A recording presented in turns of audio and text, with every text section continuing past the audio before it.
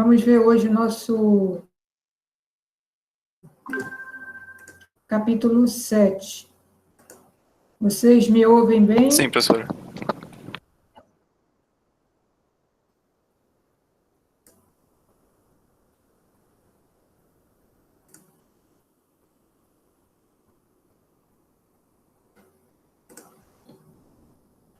Então, a ideia do capítulo 7, o objetivo do capítulo 7 é apresentações sobre a questão do aterramento, o aterramento elétrico. Nós colocamos aqui algumas considerações iniciais. Só um momentinho aqui. Pronto.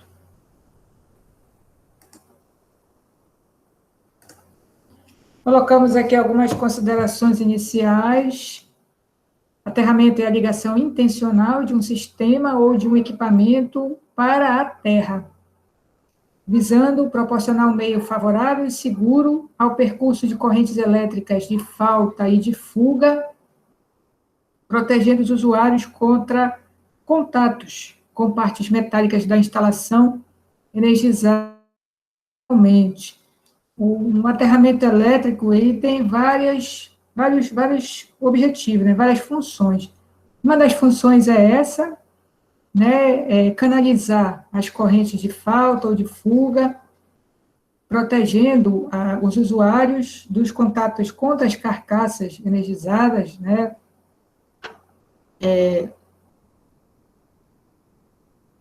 ou alguma parte metálica energizada, uma canalização, uma tubulação energizada metálica, né? Outra função é garantir a segurança de atuação da proteção, garantindo a sensibilidade da proteção, né? A efetividade da proteção. Ela precisa ter um referencial tem que ter um potencial nulo e o potencial das fases. E aí, para garantir a eficácia, né, da atuação da proteção, precisa que haja um aterramento também eficiente. E proteger as instalações contra as descargas atmosféricas também é outra fundamento. Além da baixíssima resistência elétrica, todo o sistema de aterramento deve ser dimensionado para resistir às solicitações térmicas, termomecânicas e eletromecânicas provenientes da passagem das correntes de falta, principalmente de curto-circuito. Deve ainda ser adequadamente robusto ou possuir proteção mecânica para proteger o sistema de aterramento das condições das influências externas, como temperatura, umidade, corrosão, vibrações, respingos, né, ou algum tipo de pressão, alguém pisou. Então, ele tem a proteção mecânica dele que vai dar essa, pode ser, por exemplo, pelos tubos por onde ele desce, né, pela canalização por onde ele desce, por exemplo. E o objetivo é proteger também o próprio sistema de aterramento. Aqui, nessa figura, eu achei interessante ela, porque ela ilustra que é descarregar as cargas estáticas acumuladas nas carcaças metálicas das máquinas e equipamentos. Ou alguma corrente de fuga, por exemplo, né, que foi para a carcaça. Aqui ele mostra o aterramento de um computadorzinho aqui. Então, ele é atendido em fase. Então, nesses condutores aqui, fase neutro, circula a corrente normal, né, de alimentação do equipamento. E por esse condutor aqui de aterramento, deve fluir somente alguma outra corrente que não seja do funcionamento normal do equipamento, né? Alguma correntezinha de fuga vai fluir daqui para a terra. aterrado, né, mas ele é um condutor que vem da rede de distribuição, ele vem da concessionária, né, ele é fornecido aqui, então o neutro da instalação é ligado nesse neutro da concessionária, então é ele que traz a corrente que a gente chama de corrente de retorno, né, nesse caso aí, nessa ligação monofásica, mesmo do sistema, né, ele vai ser um condutor do sistema, enquanto que o condutor de aterramento, ele é um condutor do sistema de aterramento, o sistema de aterramento é feito lá para instalação, né, e o terra tem outra função, né, que não é a de conduzir correntes normais, digamos assim, de funcionamento do circuito.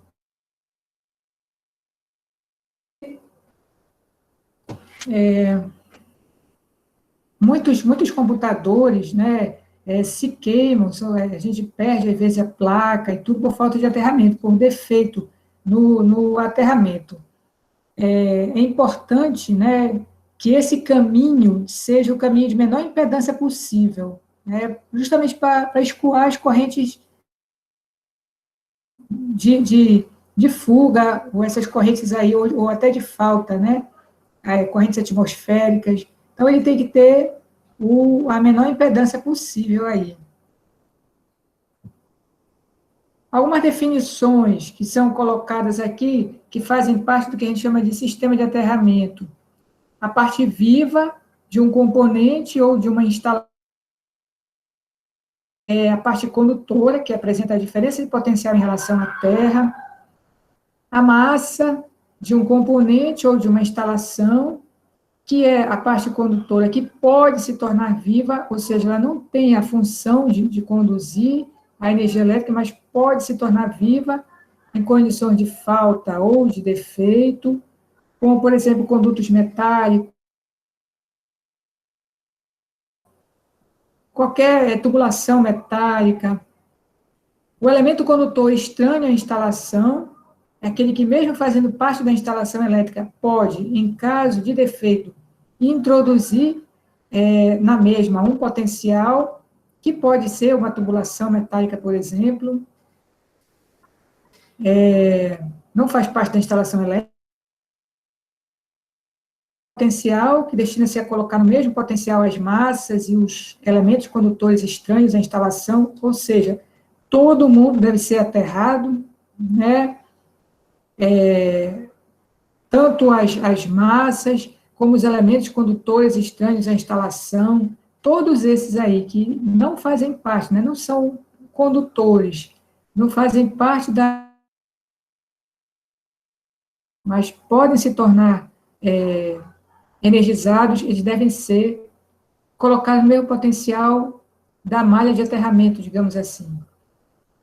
Choque elétrico é o mal-estar provocado pela passagem da corrente elétrica pelo corpo de uma pessoa, eu coloquei também, né, de um animal, né? E aí nós temos aí a classificação do choque elétrico como choque por contato direto, ou aquele provocado por contato indireto.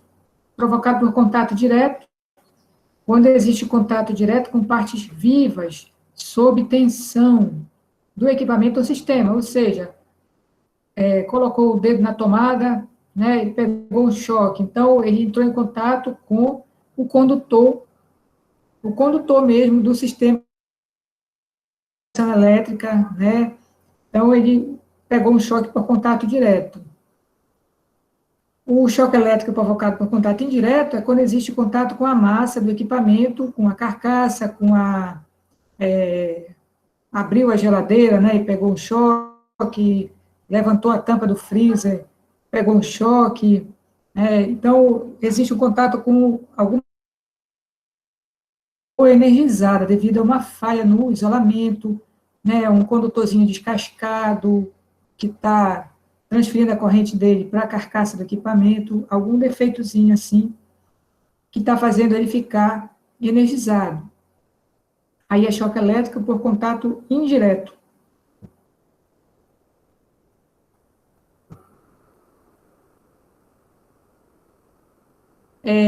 Os tipos de aterramento. Aterramento funcional e o aterramento de proteção. O aterramento funcional é a ligação à terra de um dos condutores do sistema. Geralmente, o neutro, nos sistemas com ligação em estrela, por exemplo, né, tem o neutro, ele pode ser o condutor aterrado. Equipamentos, ou permitir o funcionamento seguro e confiável da instalação, né, dos equipamentos de proteção, por exemplo. Então, é o aterramento funcional, é aquele aterramento que a gente faz, por exemplo, quando aterra o neutro na entrada da instalação. O neutro do sistema da rede de distribuição, ele é o neutro. Então, o neutro dos transformadores, ele é aterrado, a carcaça dos transformadores na rede de distribuição é aterrada, mas devido a um desequilíbrio que existe na própria rede de distribuição, pode não haver uma efetividade, digamos assim, nesse aterramento aí. Né? Esse desequilíbrio natural, né, que já existe, porque eu vou conectar na rede um consumidor, digamos assim, né, uma instalação monofásica, ou eu vou ligar na rede uma instalação bifásica, então já existe aí um próprio desequilíbrio aí, né, da carga. Eu vou ligar uma instalação trifásica grande, e depois eu vou ligar uma monofásica, tem essa classificação, monofásico, bifásico, trifásico, então a rede de distribuição já é naturalmente desequilibrada. Quando existe esse desequilíbrio, existe corrente circulando pelo neutro, né? Então, por uma questão também de tornar mais efetivo esse aterramento do neutro, a gente aterra o neutro na entrada da nossa... Aqui. Então, a gente chama de aterramento funcional. O aterramento de proteção é a ligação das massas e dos elementos condutores estranhos à instalação, que nós já definimos, né, à terra, visando a proteção contra choques elétricos provocados por contato indireto. O contato direto digamos assim, seria mais intencional. Esse aí todo mundo já está consciente, né, que se colocar o dedo na tomada vai pegar um choque. Agora, o indireto, ninguém sabe se vai acontecer, se não vai, porque é provocado por algum defeito, né? Então, o aterramento de proteção, ele serve para isso, né, para aterrar as massas, visando a proteção contra o contato indireto. Nós já vimos, né, que existe nós utilizamos hoje em dia também o interruptor, diferencial residual, ou disjuntor diferencial residual, né, ou seja, o elemento diferencial residual, a gente já usa hoje em dia justamente para essa proteção aí. Eu diria também que o equipamento de proteção, o aterramento de proteção, ele protege também o próprio equipamento que é mais sensível, então, ele também vai proteger o próprio equipamento aí, e impedir que o equipamento queime, por causa da circulação dessas correntezinhas aí, né, pelos componentezinhos lá, eletrônicos. E os componentes de um sistema de aterramento? O conjunto de todos os condutores e peças em um aterramento é denominado de sistema de aterramento. Bom, considera-se a Terra como uma superfície de referência de potencial nulo para as tensões elétricas. E nesse sistema de aterramento, nós identificamos alguns componentes principais, ou os componentes mesmo dele, né, que são condutores responsáveis pelo aterramento das massas, desde a sua localização até o condutor de proteção. Então, eu diria que é aquele condutorzinho verdezinho, né, que já vem, ou aquele plugzinho lá, que já vem para o aterramento da massa, né. O condutor de proteção é o condutor que liga as massas e os elementos condutores estranhos de aterramento. Então, eu diria que o condutor de proteção é aquele que sai do quadro e vai sendo colocado em cada ponto, né, no ponto de tomada, no ponto de luz, em qualquer ponto, né, de uso da energia elétrica, nos pontos de utilização, né, tomada de uso específico, geral. Então, a gente vai levando de proteção, né, o terra, né, e para poder fazer essa interligação entre o condutor de proteção das massas e o terminal de aterramento do quadro de distribuição. O condutor PN resulta da combinação do condutor de proteção e do condutor neutro em um único condutor. Não é considerado um condutor vivo, também não é aconselhável, digamos assim, a sua utilização, né? Não é aconselhável a utilização do condutor neutro como condutor também de proteção, tá? Por vários motivos, né? Um deles é que aquilo que eu acabei de falar ainda agora, né? O neutro, ele pode ficar energizado devido a um desequilíbrio, né, do sistema. Então, assim, vai ter que ser muito bom, né? Vai ter que ser muito efetivo, muito bom mesmo o sistema de aterramento. Dificilmente se adota essa situação aí. Não é aconselhar por nenhum autor que a gente lê, ninguém aconselha. Condutores de equipotencialidade são utilizados para interligar as massas ou os elementos condutores estranhos à instalação de potencial entre eles. Classificam-se como condutores de equipotencialidade principais e suplementares. Isso é só uma questão de definição mesmo. Eles têm todos a mesma função. Os condutores de equipotencialidade principais ligam canalizações metálicas de abastecimento de um prédio, como canalização de água, se houver, antigamente era mais comum a canalização de água, canalização de gás, de ar-condicionado, tudo que for metálico, né? Elementos metálicos acessíveis da construção. Dentro de uma subestação, por exemplo, nós já vimos, né, que as grades metálicas devem ser aterradas, a carcaça do transformador, quadros, tudo aterrado. E os condutores de equipotencialidade suplementares, principal, os eletrodos de aterramento da antena externa de TV, do sistema de proteção contra descargas atmosféricas, quando eles possuem sistemas de aterramento separados.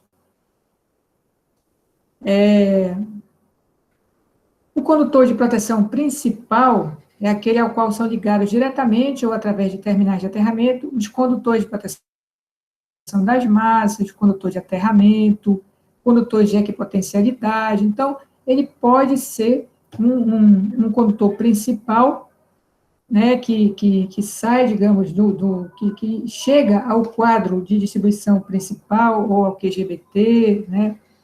E o terminal de aterramento principal é aquele ao qual são ligados o condutor de aterramento e os condutores de equipotencialidade principais.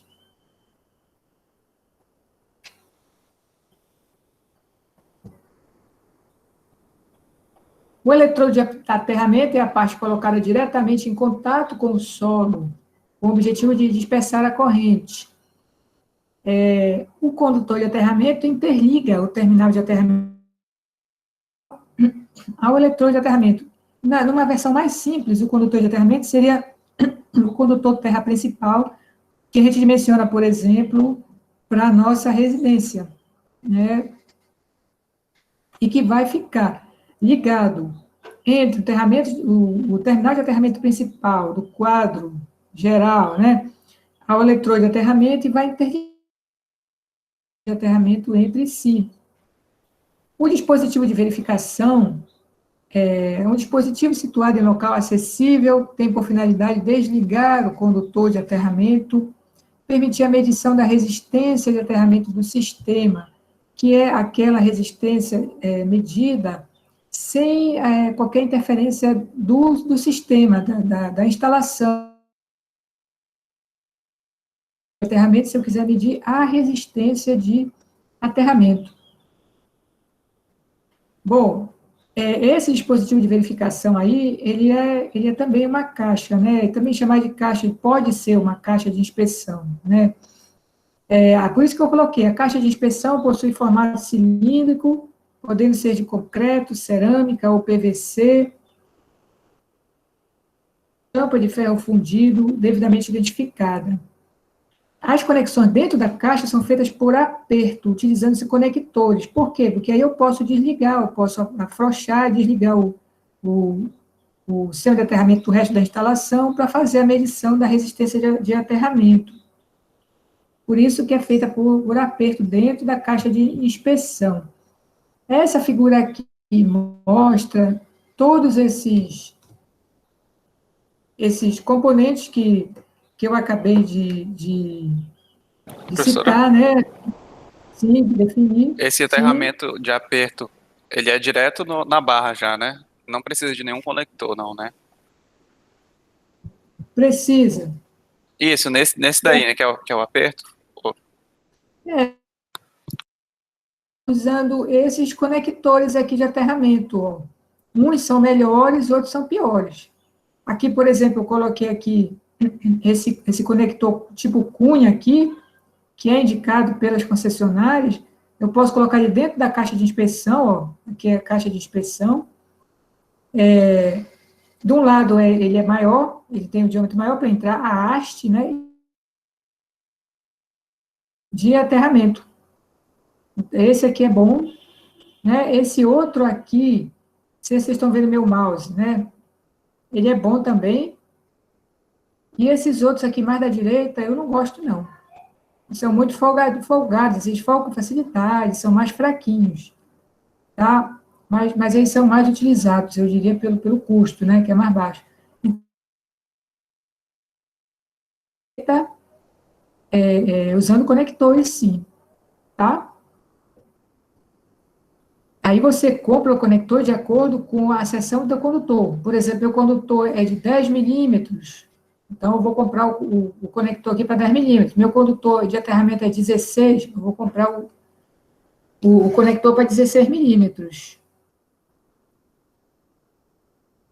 Um condutor de aterramento, condutor nu de aterramento, né, que é usado nas caixas de aterramento, para interligar as barras, as hastes de aterramento, ele pode ser utilizado aqui. Aí ele vai até o quadro geral. No quadro geral ele entra, eu não coloquei o conector tipo compressão, parece uma botinha. É o melhor tipo de conector para colocar no quadro. Para ligar ele no quadro, né? Fazer a conexão dele no quadro. Mas sim, aqui nessa figura, eu estava mostrando os condutores de proteção das massas, aquele que vai até o quadro.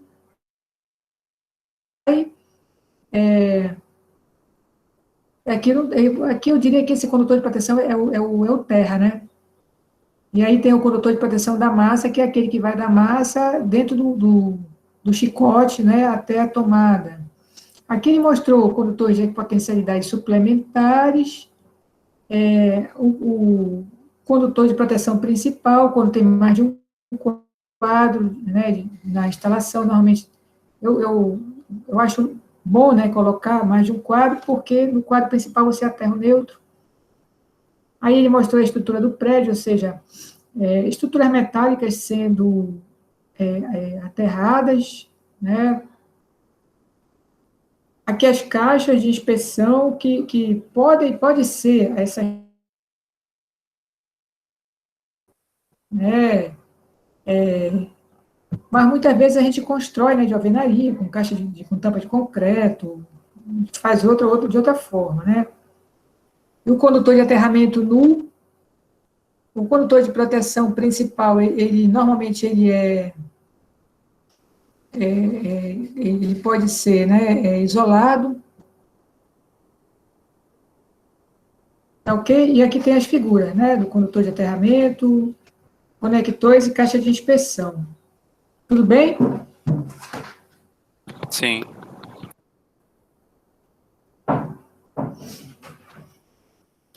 Então, vamos ver mais alguns outros detalhes. O eletrodo de aterramento consiste em um condutor ou um conjunto de condutores em contato de aterramento. A gente diz também que ele é um condutor, tá? Quando ele é constituído por uma barra rígida, ele é denominado de haste de aterramento. O conjunto formado pela associação de hastes e condutores de aterramento é denominado de malha de terra. E, nesse caso, ele já chamou as hastes, né, de aterramento, mas ela não deixa de ser um condutor também. Os eletrodos normalmente utilizados nas instalações elétricas de baixa tensão são tubos de aço zincado por imersão a quente. A norma, a NBR 5410, ela traz outras possibilidades, tá? Eu coloquei esses aqui, que são mais citados nos projetos, haste cantoneira e haste de aço. Essa haste de aço aqui é de 15 milímetros de diâmetro nominal, 254 micrômetros de revestimento de cobre, que é a haste de aço cobreada, que é mais utilizada.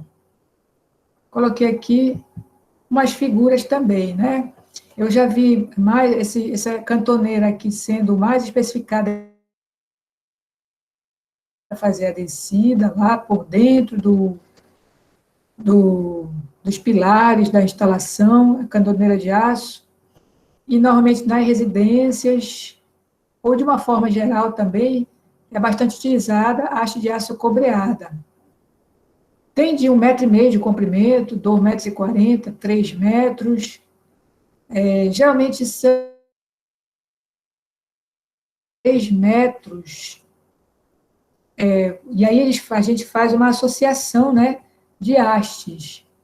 Aí, assim, o pessoal não usa muito, não recomenda usar muito profunda para não atingir camadas mais subterrâneas da terra ou outras canalizações lá, alguma coisa que possa também atrapalhar. Então, normalmente é utilizado nesse comprimento, 2,5, 2,40 ou 3 metros, mas tem até de 4 metros, segundo as referências. O valor da resistência de aterramento deverá ser de 10 ohms, é o que dizem as normas. Mas, como eu falei para vocês, 3 ohms, 5 ohms é o melhor. Agora, é importante também que o caminho, né, seja o mais curto possível, que a impedância para chegar até essa malha de terra seja a menor possível também. Tá? Não somente a resistência do aterramento tem que ser baixa, mas também o caminho, né, que a corrente vai percorrer tem que ser um facilitador. Aí.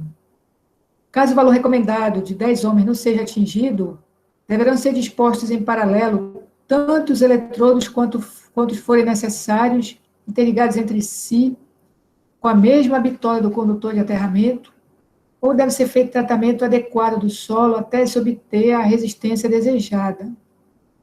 Veja, é um projeto de aterramento, uma instalação de maior porte, né? Ela envolve, por exemplo, o uso de software, né? E aí tem que ter todas as características do solo para definir, né, a melhor configuração para aquela malha de aterramento, a quantidade de hastes necessárias. Não é uma coisa muito simples, né?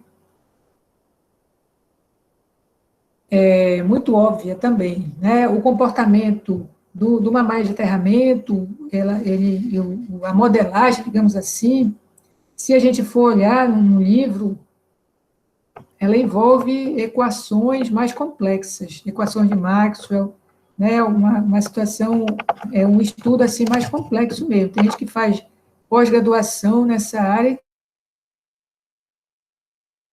simplificada, mas a coisa é um pouquinho mais complexa, né?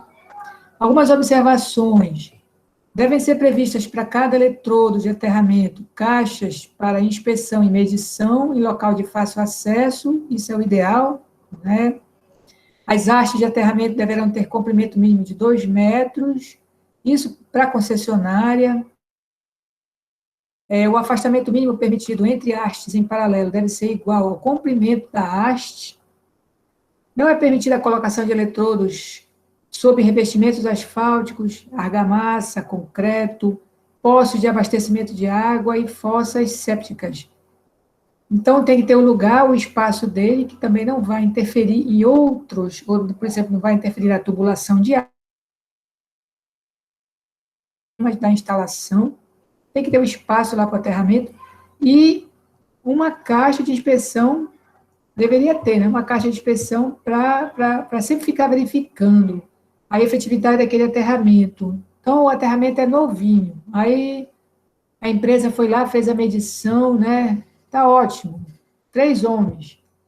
De quanto em quanto tempo ela deve fazer inspeção, ver se os apertos estão corretos, está tudo apertado, se a haste não enferrujou. Ela não vai enferrujar, né? Não deveria, né?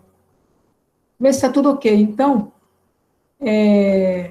de 3 em 3 anos, né, de 5 em 5 anos, tem que fazer uma verificação. Então, é recomendado que tenha uma caixa para inspeção, né, verificar os apertos,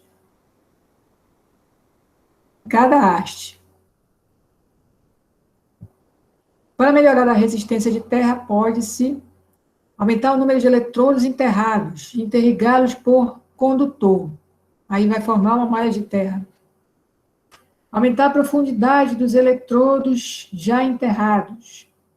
Normalmente eles ficam a 30, 50 centímetros do nível do solo.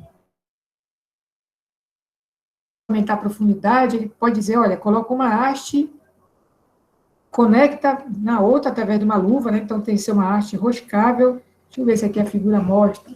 Olha, essa figura aqui mostra que ela é enroscada, ó. Ela é roscável numa ponta e na outra ponta.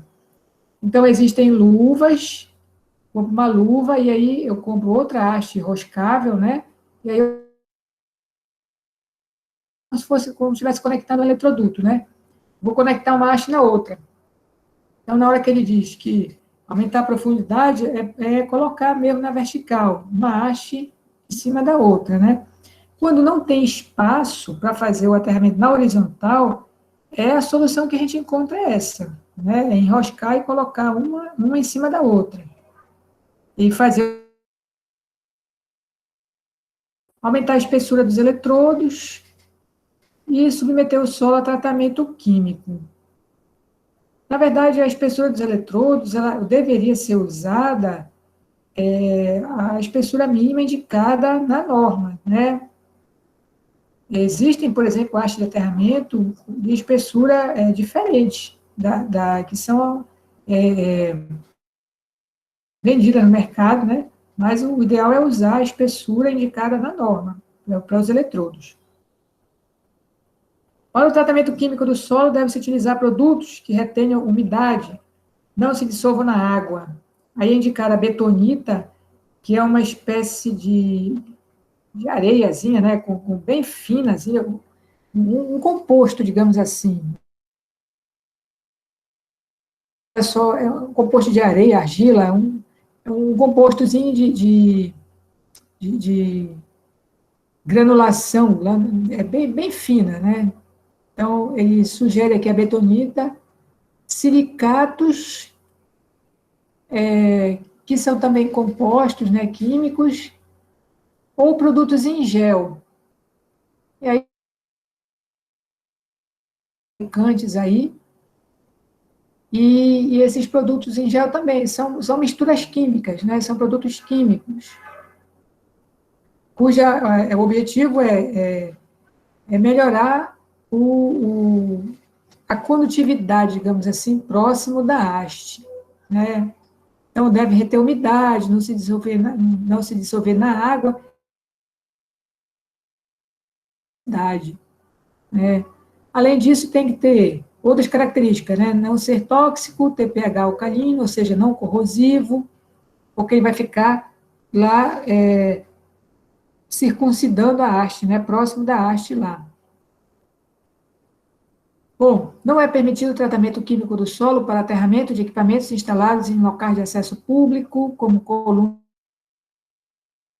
semáforos, caixas telefônicas, controladores de tráfegos, mas por uma questão de segurança também, né? Para a população não ter, se for o caso, não ter contato com esse tipo de produto aí. O tratamento químico do solo, ele só é indicado em última instância também, né? O ideal é que o sistema de aterramento, ele seja, né? Professora, você não pode repetir que falhou. Mas aí que o ideal é que o sistema de aterramento tenha uma boa qualidade, seja eficiente, né? Só com as hastes de aterramento, né? E que o tratamento químico do solo deve ser a última opção, a última instância. Efetivo logo no início, que ele está novo, mas depois ele pode se desgastar, perder as propriedades, ressecar, e aí a resistência de aterramento volta a subir. Né? Então, o ideal é a gente garantir mesmo, através da malha de aterramento, a eficiência do sistema de aterramento. E só usa o tratamento químico em última necessidade. Bem, a seção mínima dos condutores de proteção, nós já comentamos isso no capítulo de condutores, né? Ela depende da seção dos condutores fase, até 16 milímetros é utilizada a mesma seção, acima de 16, ou seja, 25 e 35 milímetros, a gente pode usar 16 milímetros, acima de 35, ou seja, a partir de 50 milímetros, aí já pode usar a metade da seção da fase. Então, se a minha fase é de 70, eu posso adotar um aterramento de 35, por exemplo. Aqui, nessa observação, ele diz que um condutor de proteção que não faça parte do mesmo cabo multipolar, nesse caso, ou do mesmo invólucro, né, ele vai separado. Então, a seção mínima dele deve ser 2,5 milímetros quadrados. Se ele for protegido por um eletroduto, por exemplo, então ele possui a proteção mecânica, ou 4 milímetros quadrados se ele não possui a proteção mecânica. Alguma situação, né? Por exemplo, eu precisei aterrar meu equipamento na minha residência, né, antiga, e não tem aterramento nas tomadas. Aí eu vou fazer um aterramento novo, né, e vou fazer uma ligação aqui para o meu equipamento, e aí ele não vai no mesmo invólucro, não vai no mesmo eletroduto, não está indo junto lá. Mas essa seção aí, mínima, seção da fase, né, se a minha fase for 4 milímetros, eu já vou adotar meu aterramento de 4, independente se ele possui ou não proteção mecânica.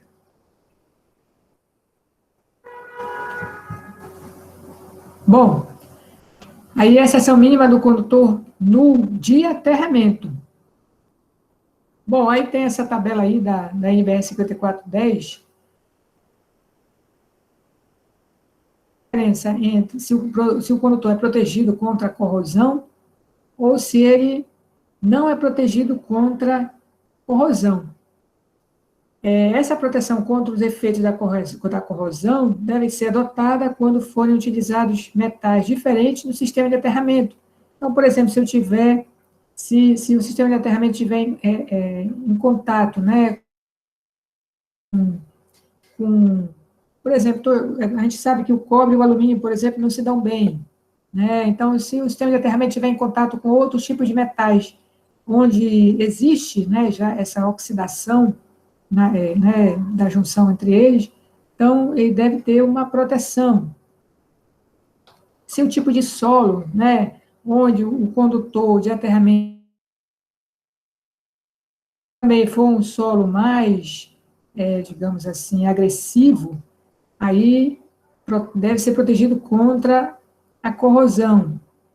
Né? E aí essa proteção pode ser, por exemplo, um material, né, que você vai passar no teu condutor, né, algum tipo de material que a possibilidade, né, dessa corrosão atingir o material.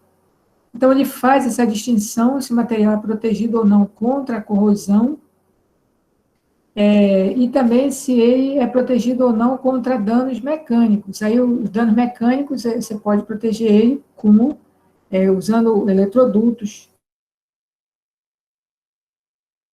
E aí, ele coloca aí a seção mínima. Por exemplo, para o cobre, né, protegido contra danos mecânicos e contra corrosão, 2,5 milímetros a seção mínima. Mas é difícil adotar, né? A gente normalmente não adota essa seção aí.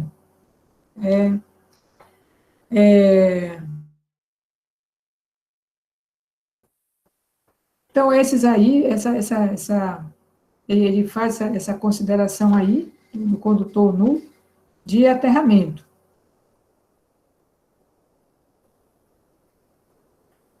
Bom, passada essa parte introdutória, digamos assim, do assunto, a gente vai para essa parte que é muito importante para a gente, né, que são os esquemas de aterramento. E a NBR 5410, ela descreve, né, alguns esquemas de aterramento que podem ser adotados nas instalações. E aí, dependendo do tipo de instalação, o projetista verifica, né, qual é o melhor esquema de aterramento que pode ser adotado. E aí você vão,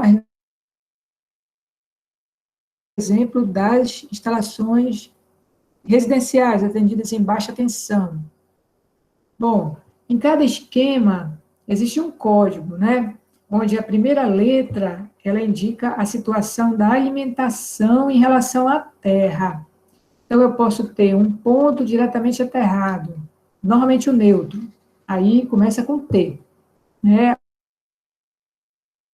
Posso ter a isolação de todas as partes vivas em relação à terra, ou o aterramento de um ponto através de uma impedância. Então, eu posso ter tudo isolado em relação à terra. Ou eu posso ter um aterramento controlado, digamos assim, não tenho uma isolação efetiva, total, mas eu coloquei uma impedância, né, a primeira letra do código é o I. A segunda letra, desculpa, sim, falhou de novo. Coloquei uma impedância. quando eu coloco uma impedância entre a parte viva, entre os condutores da instalação, né, ou entre todas as partes vivas da instalação, eu não tenho eu posso ter um contato controlado através de uma impedância, tá? A segunda letra é a situação das massas da instalação em relação à terra. Então, a primeira letra é a situação da alimentação, tá? A segunda letra é a situação das massas. Então, eu posso ter massas diretamente aterradas, independentemente do aterramento eventual de um ponto da alimentação, ou seja, eu posso ter massas individualmente, independentemente, e do resto da malha de aterramento do sistema, e massas ligadas diretamente ao ponto de alimentação aterrado, tá? Aí vocês vão dizer, poxa, mas ela acabou de falar que é para aterrar tudo, que tudo tem que ser aterrado. Pois é diferente, tá? Onde eu posso ter uma isolação em relação ao sistema de aterramento, tá? É o que a gente vai ver agora. E as outras letras indicam, do código, né, indicam a disposição do condutor neutro e do condutor de proteção, onde eles podem ter funções separadas ou combinadas, tá? Asseguradas por condutores distintos, separados, eu posso ter neutro e proteção combinadas num único condutor. Aí eu vou fazer essa combinação aí. Esse primeiro esquema, o TNS, ele mostra uma situação bastante comum nas instalações residenciais, nas instalações comuns em baixa tensão, né? Então, eu tenho aí, olha o código DIT, significa que a minha instalação, ela tem um ponto aterrado. Na verdade, esse aterramento da alimentação que ele está mostrando aí é como se ele estivesse mostrando o secundário do meu transformador em estrela, né? Tanto que eles têm um ponto comum aí, então é estrela, as fases, né? L1 é a estrela com neutro aterrado. Então, esse sistema aí, com neutro multiaterrado, é o nosso sistema da rede secundária de distribuição da concessionária. Tá? Na entrada da instalação, eu faço o meu sistema de aterramento, faço lá, coloco minhas 3 hastes lá de aterramento, aterro neutro, terra separados no restante da instalação.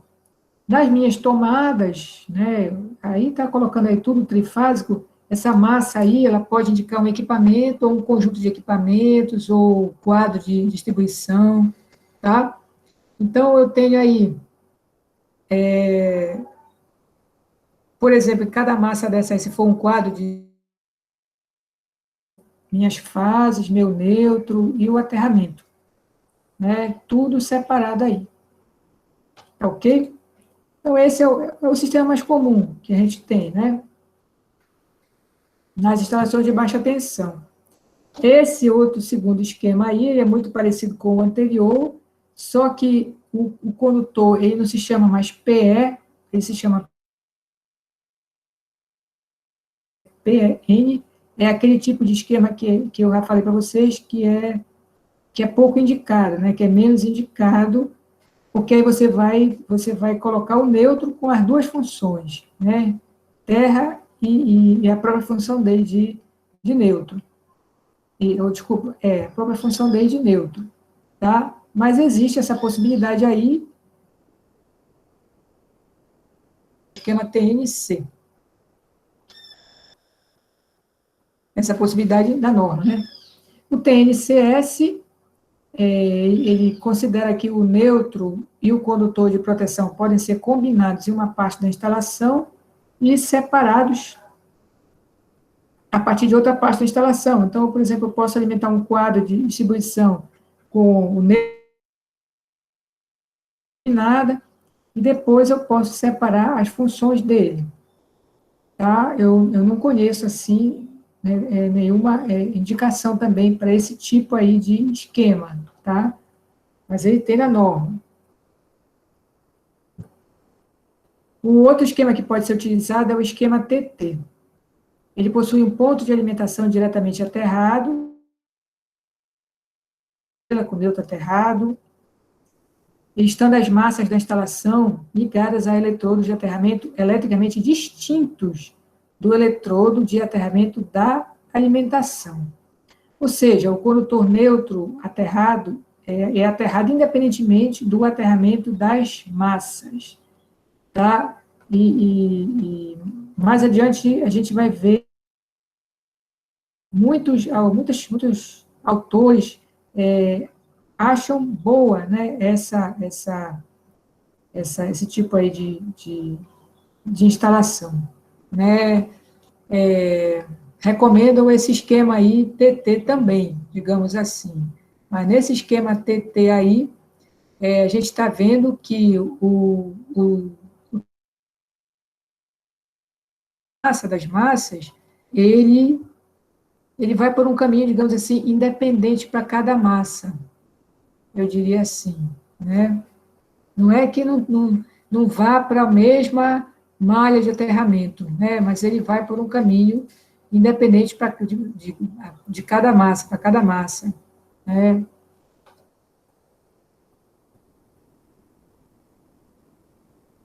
Esquema IT. Nesse esquema, o último esquema, né? Nesse esquema, todas as partes condutoras são isoladas da terra ou um ponto da alimentação é aterrado através de impedância. Nessa figura aí, ele está mostrando, né, o aterramento da alimentação através de uma impedância de aterramento. As massas podem ser aterradas no mesmo eletrodo de aterramento da alimentação ou em eletrodos de aterramento próprios, de forma independente do eletrodo de aterramento da alimentação. Esse esquema aí, ele torna, né, essa alimentação dessa massa aí totalmente independente do restante da ação, tá? O que torna ela também, de uma certa forma, insensível ao que acontece no restante da instalação. Então, ela de uma certa forma, ele isolou, tá? Esse esquema IT aí, ele fica isolado do restante da instalação. Deve-se escolher o sistema de aterramento mais adequado e o funcionamento do local e o atendimento às normas técnicas. Mas existem algumas observações aqui que podem ser levadas em consideração. Todo consumidor atendido em baixa tensão a partir da rede pública de alimentação deve ter o condutor neutro aterrado na origem da instalação. Então, nesses casos aí, o esquema IT não. Em locais com risco de incêndios ou explosões, como indústrias petroquímicas, depósitos de materiais inflamáveis, não é recomendável a escolha de um dos esquemas TN devido ao elevado valor das correntes de falta. Então, o que ele está dizendo aqui, que muita gente recomenda, por exemplo, para a indústria, né, é esse esquema TT, né, porque ele diz que os elevados valores da corrente de falta podem atingir as massas aí, né, e provocar explosões. Então, ele não recomenda a utilização do TNS, por exemplo, né, onde ele está ligando o neutro e o terra aí no mesmo ponto. Aí. Em locais onde a continuidade do serviço é fundamental, como em hospitais, sala de cirurgia dos hospitais e UTIs dos hospitais, deve-se optar, quando possível, pela utilização do esquema IT. Na verdade, é obrigatório, né? Nas UTIs e nas UTIs neonatais. Não sei se vocês já ouviram falar no IT médico, né? Pois nesse esquema aí, a corrente resultante de uma única falta fase-massa não possui intensidade suficiente para provocar o surgimento de tensões perigosas, não havendo interrupção imediata da energia. Mas existem algumas indústrias também, né? Aconselhável o uso do IT, eletrônico, né? Onde tem muito componente eletrônico.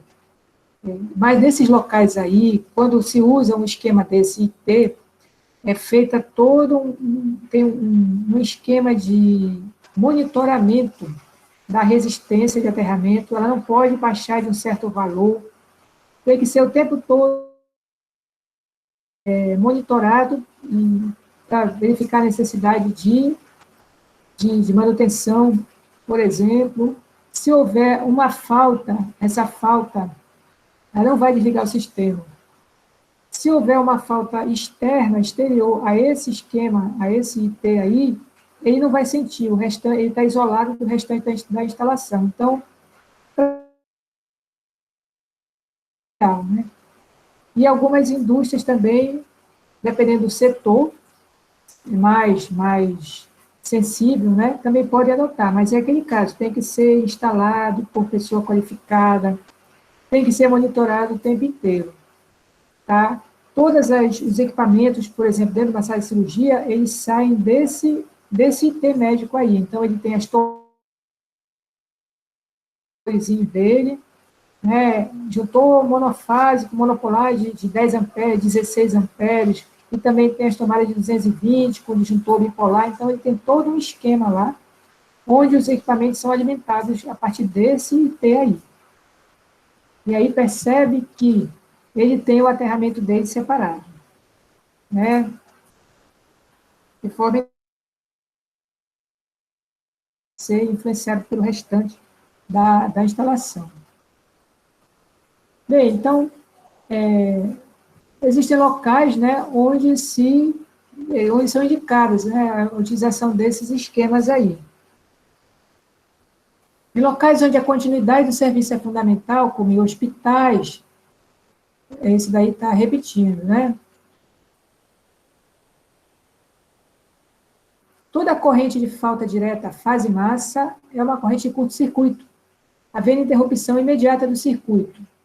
No esquema TT, as correntes de falta fase-massa são inferiores a uma corrente de curto-circuito, podendo, todavia, provocar surgimento de tensões perigosas. Então, a desvantagem do TT são as tensões perigosas, a curto-circuito, tá? Aí, o projetista tem que ver qual é a melhor opção. Deve-se evitar a escolha do esquema TT em instalações com equipamentos que apresentem correntes de fuga consideráveis, devido à possibilidade de disparos frequentes dos dispositivos de proteção contra correntes diferenciais residuais, quando esses são utilizados. Na verdade, os IDRs que a gente já indicou, né, e aí eles vão disparar mesmo. Quando tiver corrente de fuga, ele vai disparar.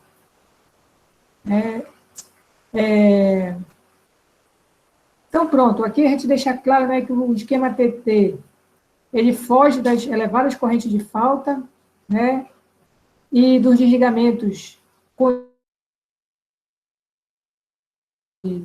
de falta. É uma corrente de curto-circuito e vai desligar o sistema imediatamente. No entanto, ele tem que ser verificada a situação das tensões lá, as tensões perigosas, que podem provocar, por exemplo, queima do equipamento também. Bom, terminar essa parte de aterramento previstos na NBR 5410, a gente vai falar sobre a resistividade e depois sobre a resistência, né? A resistividade do solo. Na elaboração de um projeto de aterramento, é importante que se tenha conhecimento a respeito das características do solo. E aí a gente chama, né, de resistividade do solo. A condição do solo, seu teor de umidade, a temperatura ambiente, local muito quente, por exemplo, muito seco, são fatores que influenciam o valor da resistividade do solo. De uma maneira geral, a variação da resistividade, ρ, de um determinado tipo de solo, submetido a variações de temperatura, pode ser especificada. Essa figura aqui está mostrando a influência da temperatura na resistividade. Ela mostra o quê? Uma resistividade mínima, por incrível que pareça, a 30 graus. 30 graus. Por quê? Se a temperatura aumenta, é lógico, né, que o solo se torna mais seco, fica mais difícil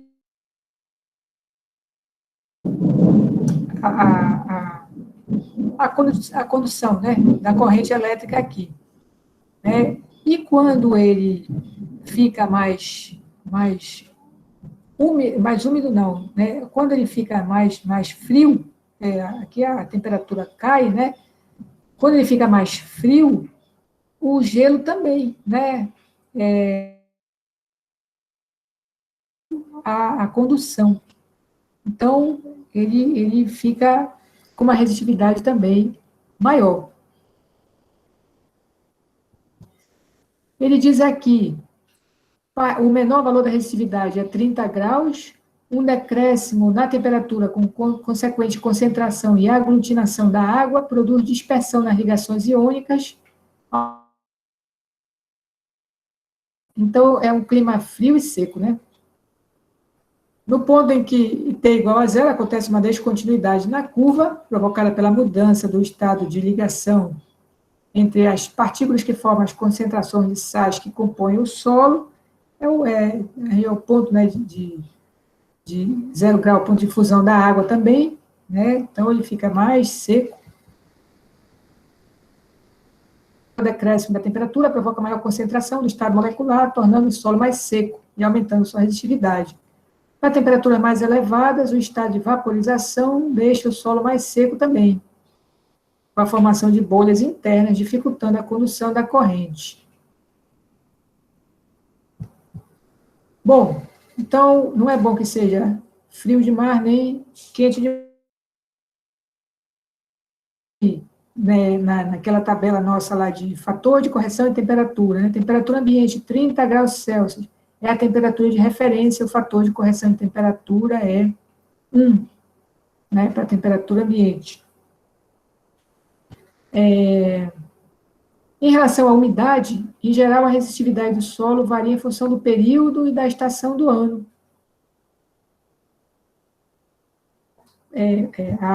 O solo mais molhado, né, melhora a resistividade. E aumenta no período menos chuvoso, como a gente já mostrou, fica mais seco o solo, então aumenta a resistividade.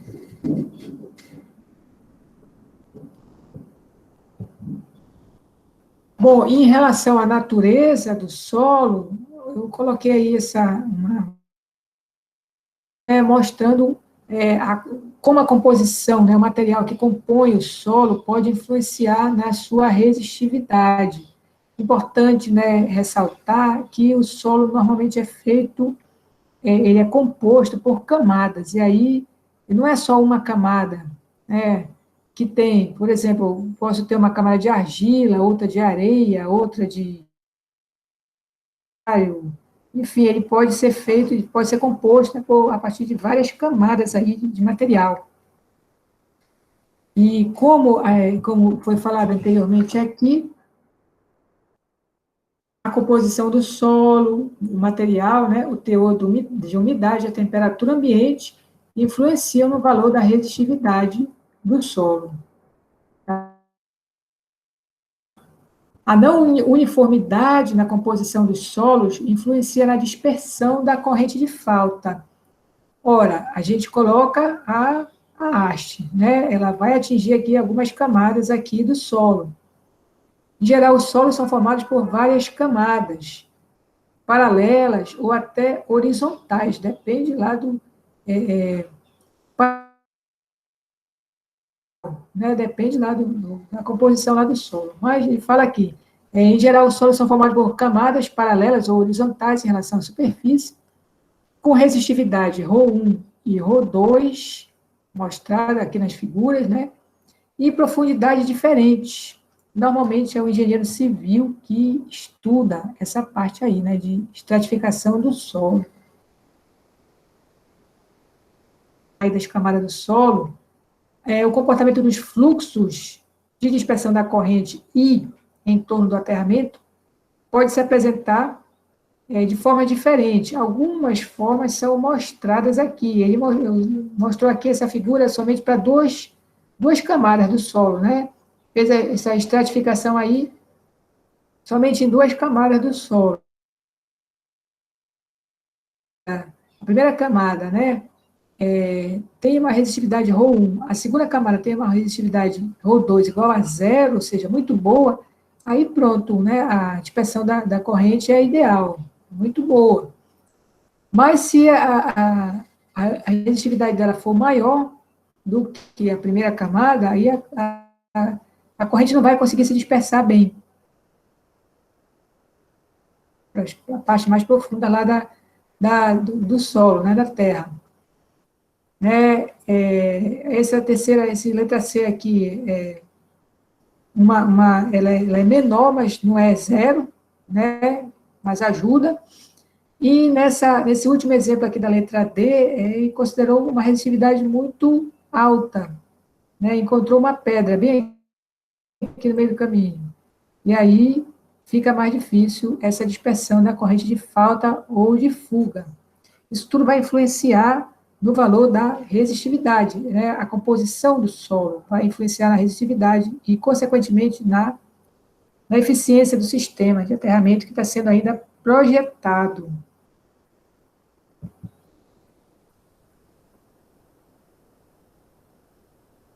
Para a medição da resistividade do solo, resultam da aplicação prática das equações de Maxwell, que eu não coloquei aqui nesse material, né?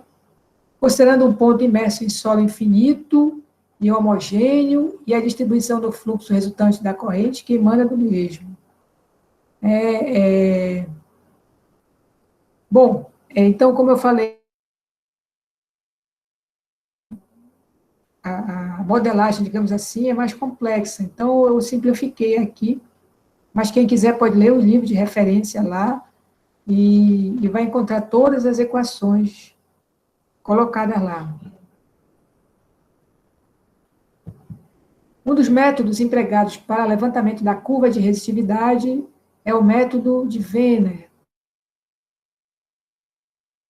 4 hastes enterradas a uma mesma profundidade e igualmente espaçadas umas das outras. Teoricamente, então, essa haste aqui, ela tem o comprimento igual a A, né? O espaçamento delas é igual a A e o comprimento delas é igual a A também. Então,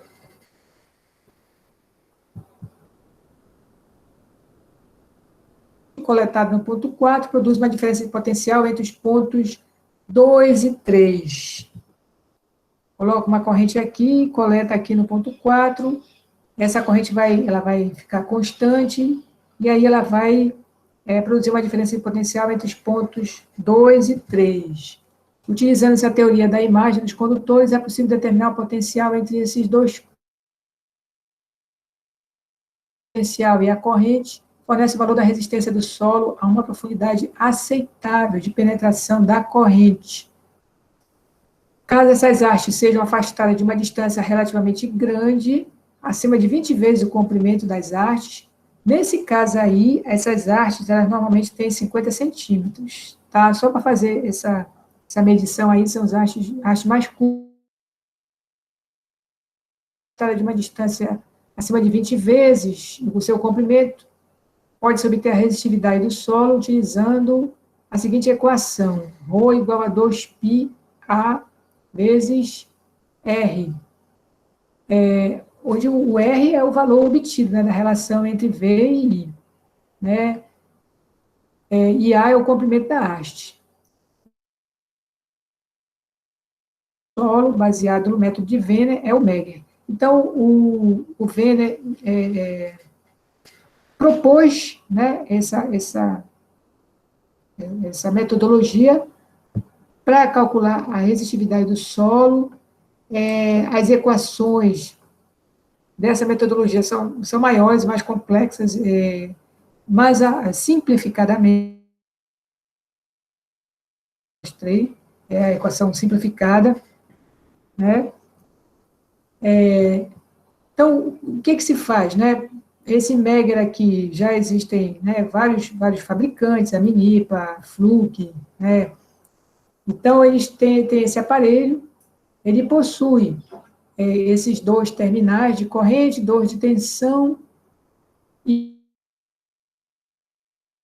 internamente. Através da sua fonte interna, ele faz circular uma corrente elétrica entre duas hastes externas, e ele já dá o valor da resistência do R, né, o valor de R automaticamente. As duas hastes internas são ligadas aos terminais de tensão, e o aparelho indica automaticamente o valor da resistência do solo entre as hastes. Então, é uma fonte de corrente, P1 e C2 aqui, P1 e P2 vão coletar aqui o potencial entre as hastes internas aí, e ele já dá o valor, faz os cálculos, já dá o valor automaticamente.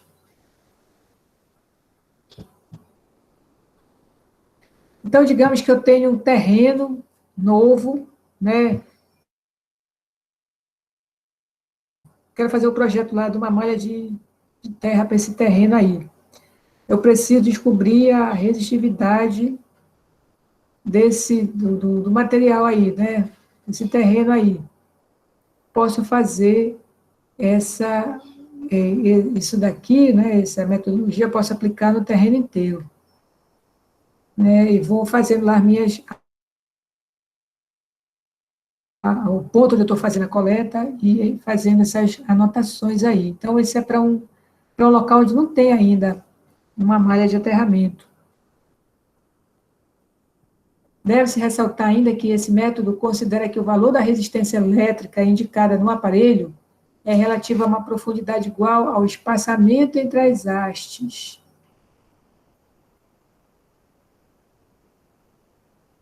58% da distribuição da corrente que passa entre as hastes externas ocorre a uma profundidade igual ao espaçamento entre as hastes. Para camadas mais profundas, o efeito de dispersão da corrente é desconsiderado e é desconhecido também, né? Então, ele considera que pelo menos uma boa parte, mais da metade da corrente, né, ele coloca uma seta chegando aqui, né, indicando que podem existir influências também, né, externas aqui. Tá?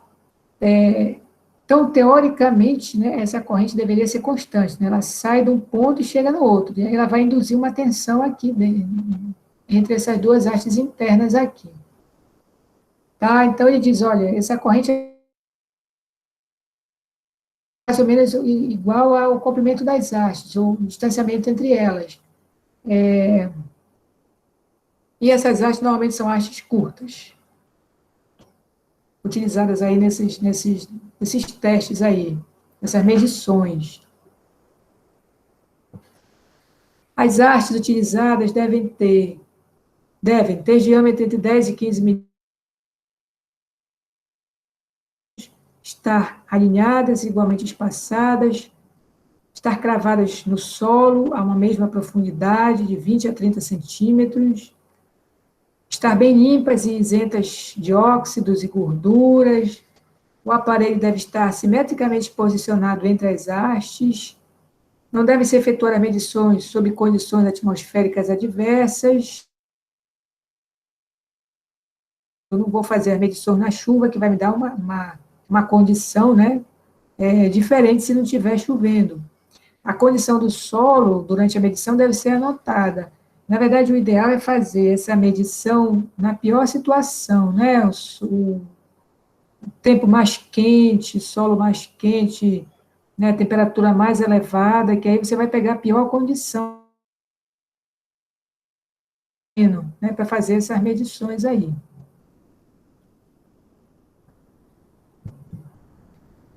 O ideal é que sejam feitas várias medições em pontos e direções diferentes. No caso de subestações, as medidas devem cobrir toda a área pretendida para a implementação da malha de terra. A malha de terra de subestações é diferente, né? Ela fica embaixo lá de verificação. O processo de medição da resistividade em vários pontos fornece os elementos necessários para a determinação da resistividade média dos mesmos. Desprezando-se de valores que tenham desvio maior do que 50% em relação à média, pode-se traçar a curva ρ versus A, resistividades médias, correspondentes aos pontos medidos por distância entre as hastes. Essa curva é aplicada nos métodos de estratificação do solo. Para um sistema de aterramento, pode-se determinar ainda uma resistividade equivalente homogênea, que o sistema enxerga, denominada de resistividade aparente, que depende dos resultados obtidos da estratificação do solo e das dimensões do aterramento. Nessas situações aí, deve-se, né, considerar várias distâncias, né, e direções também diferentes. Tá? Então, eu vou começar a medir aqui com 5 metros, depois com 10 metros, 20 metros, até chegar na extremidade do meu terreno, onde eu quero colocar a minha malha de aterramento. Tá, todas essas condições aí, de preferência, sabe, conhecer a composição do solo, né, a situação do ambiente também, a situação do solo, as condições do solo, e anotar os valores aí que foram capturados, digamos assim, né, que foram medidos, foram obtidos aí. Calcular um valor médio, né, e desprezar os valores que tenham desvio maior do que 50% em relação à média.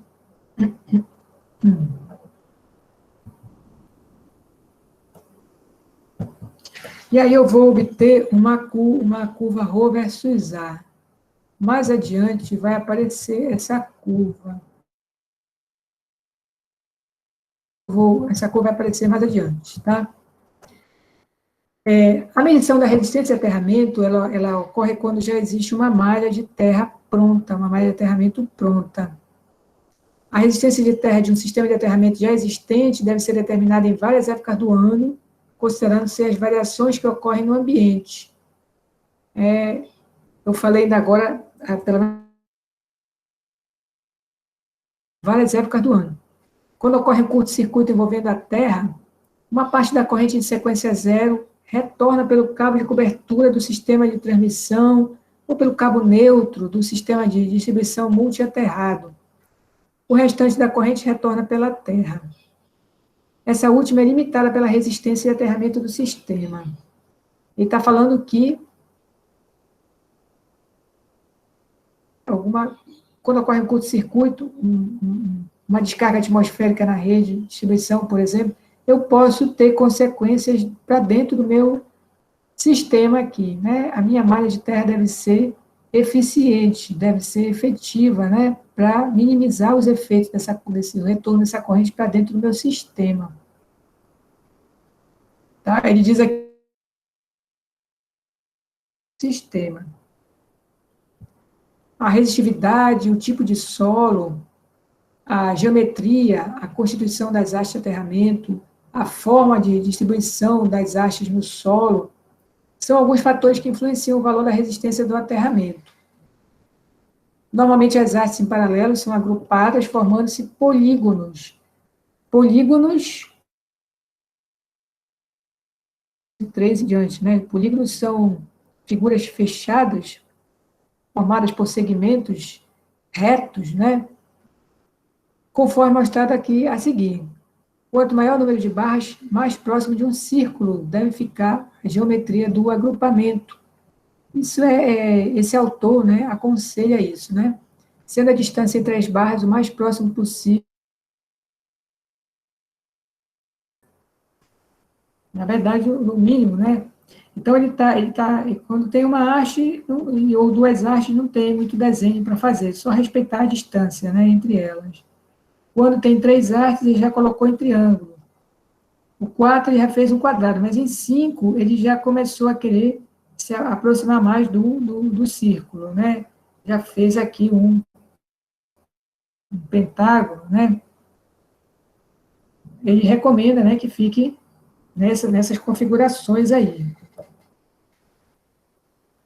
Em um sistema de aterramento elétrico, em um sistema elétrico cujo aterramento é feito por meio de hastes, a densidade de corrente junto das hastes é máxima. Após uma certa distância, a densidade de corrente é praticamente que a resistência de terra de uma haste corresponde somente àquela obtida na região do solo onde as linhas de corrente convergem. Existe aqui uma zona de influência, digamos assim, da haste. Bem aqui, ele colocava nesse desenho aqui, aparecia aqui uma certa zona de influência, digamos assim, dessa haste. Né? Esses círculos aqui concêntricos aqui. Então, ele está dizendo aqui a resistência de terra de uma haste corresponde àquela obtida na região do solo onde as linhas de corrente convergem. Longe dela, ela não tem mais muita influência, né? Então, a densidade de corrente, ou seja, a maior. Existe, no entanto, uma determinada distância a partir da haste considerada, ou para qualquer tipo de aterramento, em que a resistência de terra é constante, independentemente da distância, que não deve ser muito longe. Esse valor corresponde efetivamente ao valor da resistência de terra que se queria determinar. Para obter o valor da resistência, o Megger. Só que agora o esquema, né, a metodologia é um pouquinho diferente. Conforme mostra essa figura aqui, os terminais C1 e P1 devem ser conectados aqui, são curto-circuitados, né? Deseja-se determinar a resistência de terra relativa ao ponto A, ou seja, eu estou nessa haste aqui, nessa haste A aqui. Eu vou cravar uma haste B, que eu chamo de haste auxiliar, que vai possibilitar o retorno da corrente, que eu vou ligar ela nesse ponto C2 aqui. Vou conectar ela no ponto C2. O aparelho, então, injeta no solo, pelo terminal C1, uma corrente I, que retorna, através da haste auxiliar, pelo terminal C2. Aí vai aparecer uma tensão aqui nessa terceira haste aqui. Né? A tensão correspondente ao ponto P, a uma determinada distância entre as duas hastes, é processada internamente, e o valor da resistência no ponto A, resultante da relação entre a tensão medida entre A e P e a corrente injetada.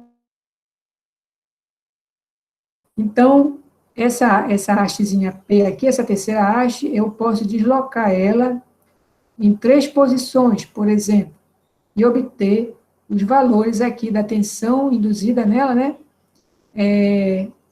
sobre a corrente que foi injetada, e obter esses valores. Vou, por exemplo, obter alguns valores aqui de resistência. Esses valores aqui, eles são relativos, né, associados a essa haste A aqui, tá? Eu quero medir a resistência de terra, né, para essa, ou esse meu sistema de aterramento para essa haste A aqui. É a mesma coisa desse esquema aqui. Eu tenho uma fonte de corrente e vou injetar aqui uma corrente, coletar no outro ponto aqui, e tenho a tensão aqui que vai aparecer entre a minha haste principal aqui e uma haste intermediária aqui, né? Uma terceira haste aqui, essa haste P. Essa aqui era a curva que eu estava falando ainda agora, né? A curva para a resistência, né? Versus a distância. Então, tem uma determinada distância aqui, onde esse valor vai ser praticamente constante aqui. De acordo com esse método, utilizando-se uma fonte geradora de corrente, injeta-se no solo uma corrente da ordem de amperes para tornar a diferença de outras correntes, e essa corrente vai circular entre a haste principal e a haste auxiliar. Deslocando uma terceira haste entre A e B, obtém-se a curva de resistência de terra em relação ao aterramento principal produzido pela haste A.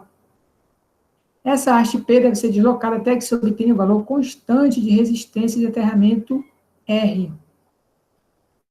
Entre os pontos C e D existe uma zona de potencial constante, e as extremidades são chamadas de zonas de influência. Nessas extremidades aqui, né, eu não tenho uma resistência constante, porque o gradiente de tensão é elevado aqui. Tá? Então, elas são zonas de influência. Mas entre os pontos C e D, eu tenho uma zona constante aí. Deve-se ressaltar que o deslocamento da haste não irá alterar o valor da corrente. Para cada posição dessa haste, deve ser lido o valor da tensão no voltímetro e calculado o valor da resistência, V sobre I. Geralmente realizam-se 3 medições, com a haste fora da zona de influência. Calcula-se a média entre valores obtidos, um erro, né, de mais ou menos 5% em relação a cada um dos valores, ou seja, quando o erro for mínimo, né, aí aquele é o valor da resistência de aterramento que vai ser adotado.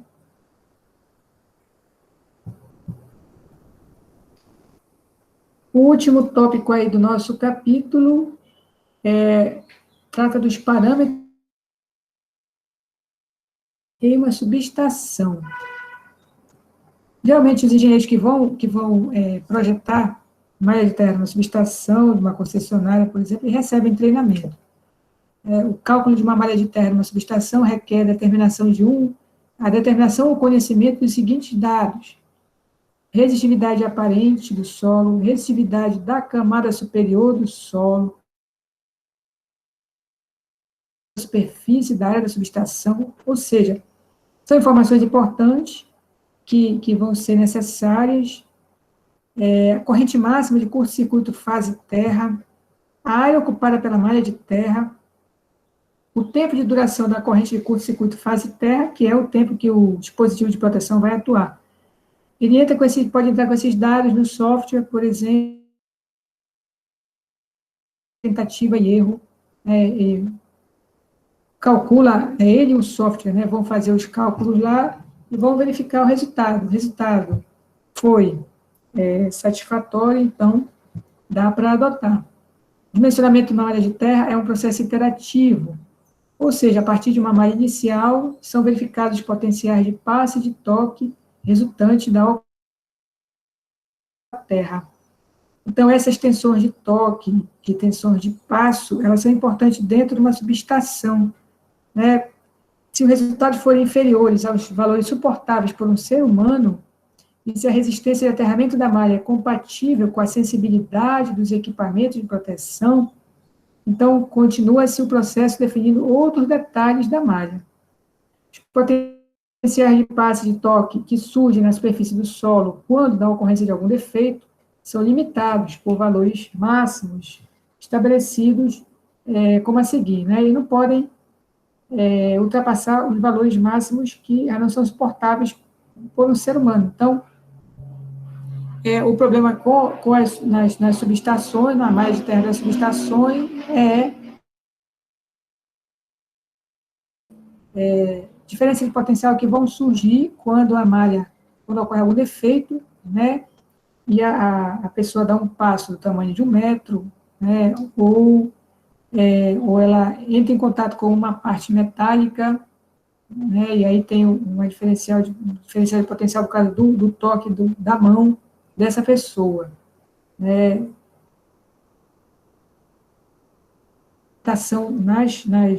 Nas subestações, né, aí o engenheiro pode fazer através de simulações, e ele sabe que quando esses valores não ultrapassam os limites, aí já está, o projeto dele já finalizou. O projeto de uma malha de terra inclui o aterramento, do eletrodo de aterramento, e, no caso da utilização de hastes, do espaçamento entre elas.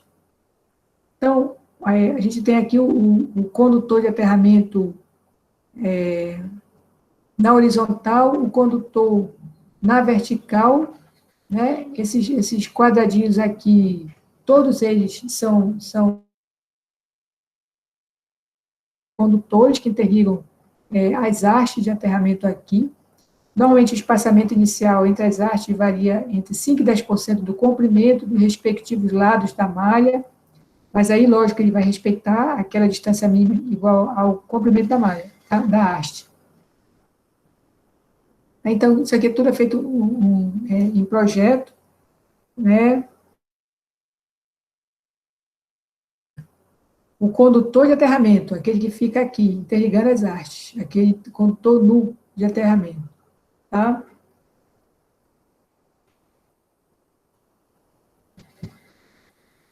Considerando-se a figura anterior, que mostra uma malha de terra retangular com x1 aproximadamente igual a y1, podem ser definidos os instalados na direção da largura da malha de terra. Então, o número de condutores principais é a largura da malha dividido pelo espaçamento, x1, né, mais 1. E os condutores de junção são aqueles instalados na direção do comprimento da malha de terra, determinados pela expressão N igual ao espaçamento mais 1. Então, eu vou ter quantas interligações aqui? Isso é definido por essas equações. O comprimento total dos condutores que formam a malha é dado pela expressão L igual a x vezes NY mais Y vezes NX. O condutor da malha deve-se calcular a corrente de curto-circuito, fase terra e o tempo de duração da mesma, considerando-se os vários tipos de junções existentes: solda convencional, solda exotérmica, brasagem ou conexão cavilhada. Deve-se também levar em consideração os esforços mecânicos e térmicos que o condutor pode. Aqui que ele diz que normalmente o mínimo é 35 milímetros quadrados, é o condutor de dentro da malha, né? Que ele diz que deve ser dimensionado também, conhecendo-se a corrente de curto-circuito, fase terra monofásica, né? E o tempo de duração da mesma, que é compatível com o tempo de disparo, né, do dispositivo de proteção. Então, o condutor tem que suportar tempo de atuação do dispositivo de proteção. Então, também é preciso conhecer a corrente de curto-circuito. Esse, então, é o condutor da malha que ele falou aqui, esse condutor nulo de aterramento, que é muito importante para a malha, né? Ele falou aqui que deve considerar também os vários tipos de junção existentes. São utilizadas soldas exotérmicas, como mostrado aqui nessa figura, né? Um bocado de solda. Aqui não foi usado aquele conector parafusado, não é uma solda por aperto. Desculpa, não é uma conexão por aperto. É uma solda mesmo, que aí não vai largar nunca mais, né? Oxidação nos pontos de contato, evitando o aumento da resistividade naquele ponto também.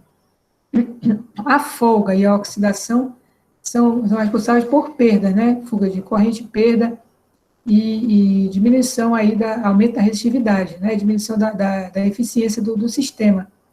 Quando ele é soldado, ele fica lá grudado, né? Geralmente ficam cobertas, né?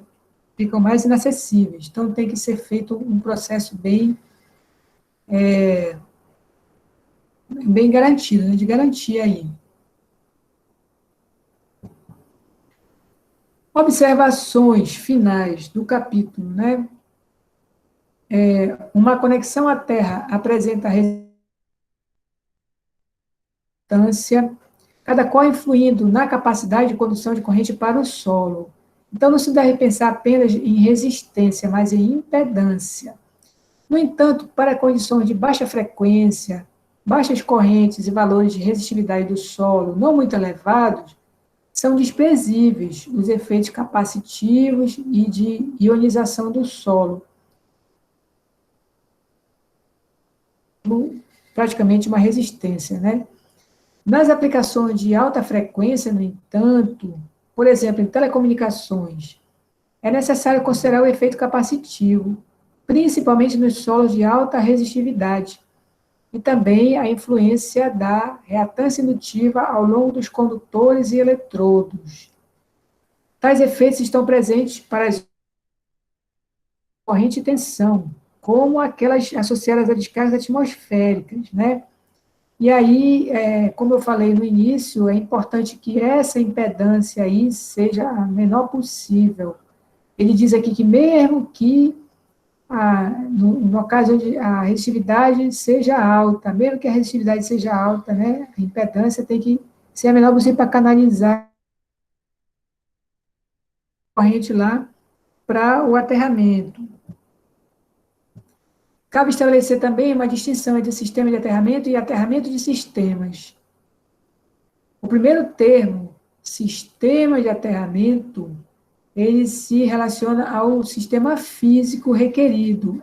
É aquele mesmo que a gente acabou de mostrar, com as conexões, os motores.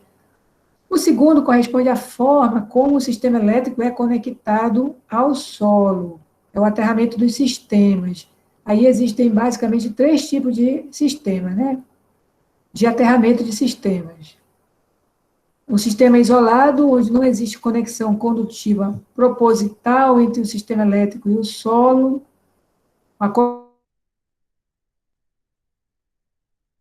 Se faz prioritariamente de forma capacitiva. o nível das máximas sobretensões é elevado, é aquele sistema TT, né? Existem dificuldades na localização de eventuais faltas para a Terra. Então, existem vantagens e desvantagens, né? Sistema solidamente aterrado. Alguns pontos do sistema elétrico são conectados diretamente à Terra, uma impedância à passagem de eventual corrente de falta para o solo. Valores elevados de corrente resultante nesta eventualidade sensibilizam os equipamentos de proteção, prontamente comandam o desligamento da parte em falta. Então, esse sistema solidamente aterrado, ele, às vezes a gente vê em livro que vai falar sobre...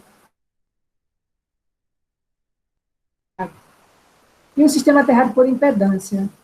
Nesse caso, é interposta propositalmente uma impedância ou resistência ou reatância entre o sistema elétrico e o seu aterramento físico e procura limitar o valor da corrente de eventual falta sem eliminar a ligação, totalmente a ligação do sistema ao solo, né? Implementar uma condição intermediária entre as duas alternativas citadas anteriormente. Desculpa aí, eu falei que o sistema isolado era o TT, na verdade ele é o IT, né? Bem, eu acho que desse capítulo era isso aqui que nós tínhamos para mostrar. Desculpa aí, né, a pressa, que foi rápido.